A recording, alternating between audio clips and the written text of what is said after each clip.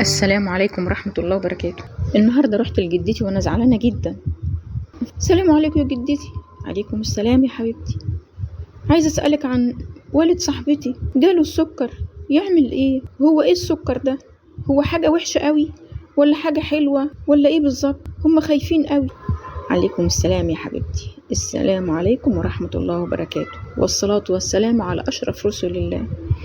السكر يا حبيبتي من الأمراض اللي هي نقدر نقول مؤذية جدا، وفي نفس الوقت هي مش مؤذية خالص. طب يعني ايه؟ يعني لو المريض اتبع التعليمات اللي هو هتطلب منه هيعيش معاها، هيعيشوا هما الاتنين أصحاب، لا هو ده يأذيه ولا ده يخالف التعليمات. طب ازاي؟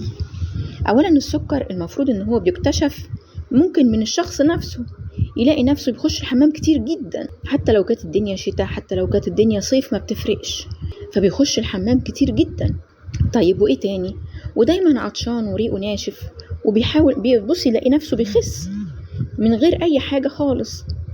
بس احنا مش عارف، هو الشخص مش هيبقى عارف، لكن المفروض لما بيلاقي الحاجات دي كلها بتتكرر مع بعضها بيعمل ايه؟ يروح يحلل، وبعدين ياخد التحليل ويوريه للدكتور، عشان هو بقى بالتالي هيخليه يعمل تحليل صايم، تحليل فاطر، هيخليه يعمل تراكمي علشان يعرف مدى درجة السكر عنده، وهل في تاريخ عائلي ولا لا.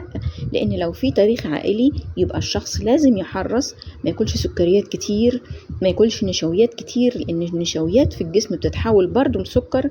طيب السكر ده ايه اضراره؟ احنا قلنا اضراره بتعمل كل الجسم.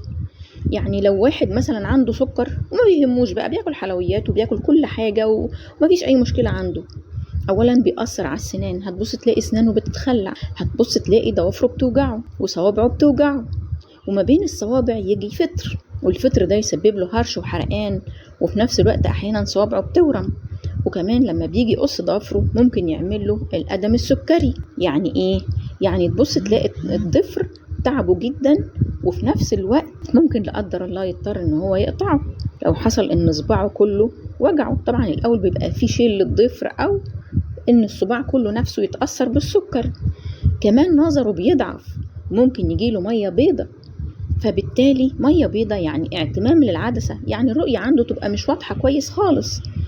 طيب وبالنسبة للستات هتبص تلاقي الست يجيلها التهابات، هرش وحرقان. طيب اي واحدة ست تلاقي عندها هرش وحرقان وخدت العلاج، راحت لدكتورة نسا وخدت العلاج وبطلت تاكل حوادق، وهدومها كانت قطن وبتتغلي والدنيا معاها كويسة، ويعني سمع كل التعليمات صح، وخدت العلاج، ولكن برضو مفيش فايدة، الالتهابات موجودة وبتخش الحمام كتير، وفي نفس الوقت بتلاقي نفسها انها بتخس وعطشانة باستمرار. لازم تعمل تحليل بول، لازم لازم لازم لازم، لان ده هو اللي هيحدد لها ان كان عندها سكر ولا لا.